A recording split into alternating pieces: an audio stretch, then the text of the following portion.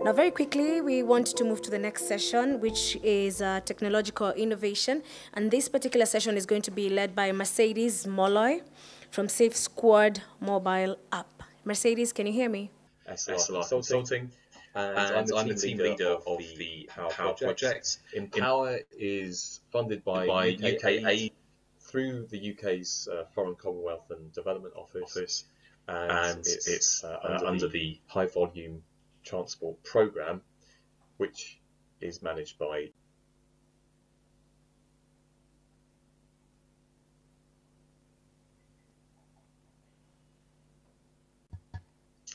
the overall objectives of the project was to build capacity of transport professionals in sub-Saharan Africa to enable gender equitable transport with a focus on identifying and tackling the occurrence of sexual harassment on public transport. And the main output from the project was to design and deliver a decision-making tool on the web, which can be used for transport.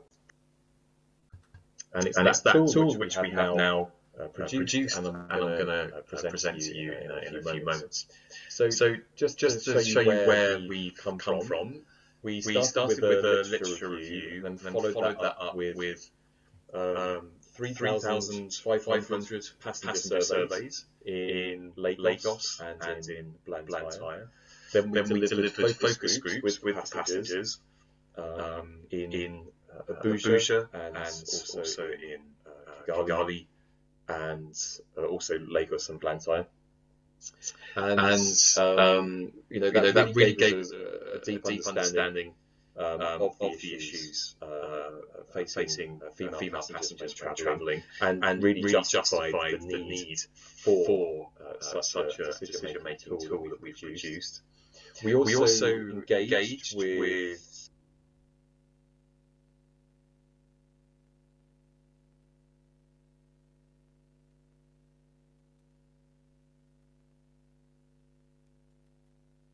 the key stakeholders in these countries through a mapping exercise, and we also delivered workshops with those stakeholders to understand the areas of governance, the responsibilities of different stakeholders when it came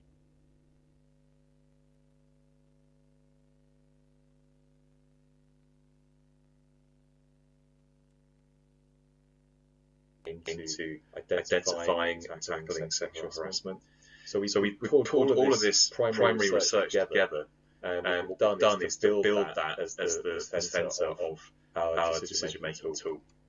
We call it the She Can tool, because it stands for sexual harassment engagement, changing attitudes, meeting needs, and it also gives that sense of empowerment as well. I'm just going to jump through these statistics. I'll give you the link at the end of our final report, and it's a nice report. You can read more about it there. But this was just to say that from our research, it really did justify the need for this. From our surveys, we found 59% of women have experienced sexual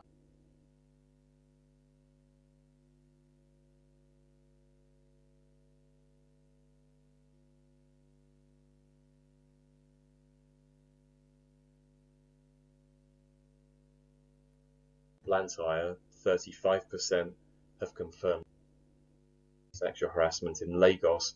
From the focus groups, we found that the definition of sexual harassment was often misunderstood and almost downplayed in cases. So that what that tells us that it's almost sure that such cases are being underreported. And what we did also find, by using these pictograms in our surveys and focus groups, we were able to contextualize what sexual harassment consisted of. And so the research that we did, we feel, has provided us with some other findings. Was just the scale of the issue in terms of the perpetrators. that incidences mostly took place while waiting for transport and also in vehicles. And we also got some good suggestions from participants about measures to tackle harassment, including more security personnel, aware.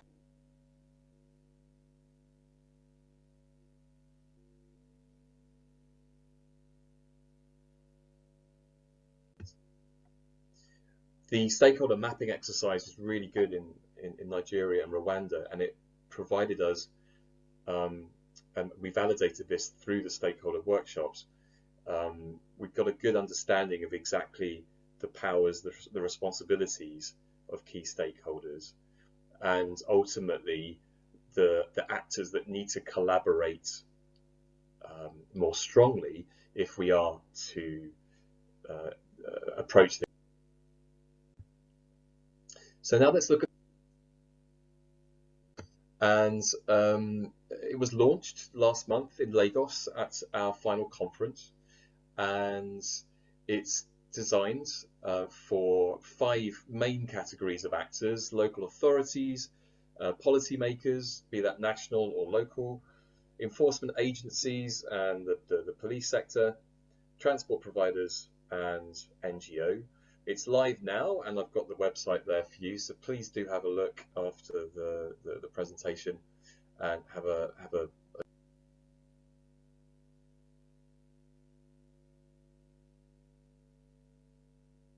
the resources.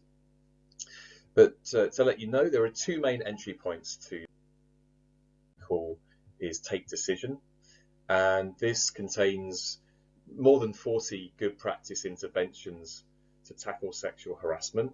But instead of just putting them in a list, it's an intuitive tool, so you can filter by organization type, the ease of implementation, the cost, the timescales. So you can, and so if you're a local authority, for example, you would click on local authority to identify your. And that then gives you the interventions which are the most suitable for you to implement.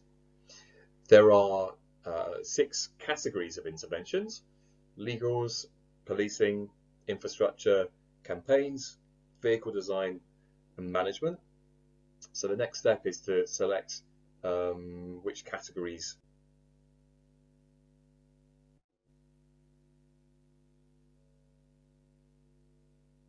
most interest. If I take management as an example, you then have the list of interventions under those categories. So for management, I can, for example, click on zero tolerance policies towards sexual passengers, and then you will be provided with information on such a case study.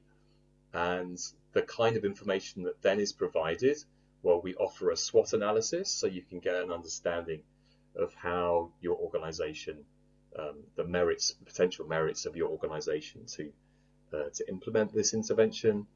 We also provide information on the potential effectiveness of that intervention and other elements such as the cost and the time frame for implementation. We also have a framework which shows you whether the intervention is what we call a foundation intervention, which means it really is important to put this in at the earliest opportunity, from which other interventions can then be more effective. So we then move to elevation interventions and empowerment interventions. So you can, that's for you as well. There's knowledge, and this is a really good repository of all the findings that we've produced from the data that we collected in the project ourselves, but also we've uploaded all the templates, the discussion guides, and the methodologies, stakeholder mapping, all of the tools that we've used, we've helpfully uploaded so that organizations such as yourselves can hopefully save a lot of time and energy in planning for your data collection activities, simply by downloading resources that we've used. And so I can enter by data collection, and if I wanted to download a passenger survey, which I could then edit and use locally,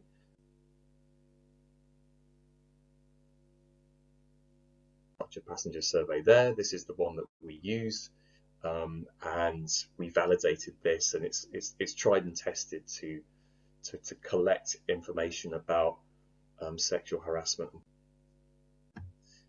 We also have things like a discussion guide, for a facilitation guide for the focus group, which is quite helpful. We also have stakeholder surveys, so it was really important to understand which stakeholders had the most power and interest in identifying and tackling sexual harassment, and this survey was very effective in collating data.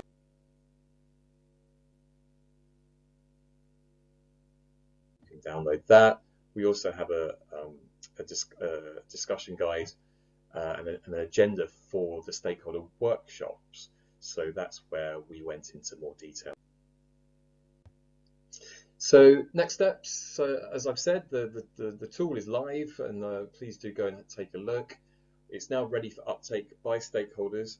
So that might be stakeholders that already have policies that want to accelerate the move towards tackling sexual harassment, or it could be organizations which don't yet have much local data to justify taking action, and in which case the tool is there to help you build your evidence base to start with. We think that there's scope for the tool to be incorporated into organizations' training programs. This would be a good way of integrating that at management levels. And also we think that a program of stakeholder workshops and data collection across sub-Saharan African cities and countries following the Empower approach, which is available, and the tool could really lead to an acceleration in public and private sector action to tackle sexual harassment. So we do hope that, and obviously please do drop me a line if you want any more information. We'd be really interested in taking this forward with you. And just a quick plug on the HVT website, we have the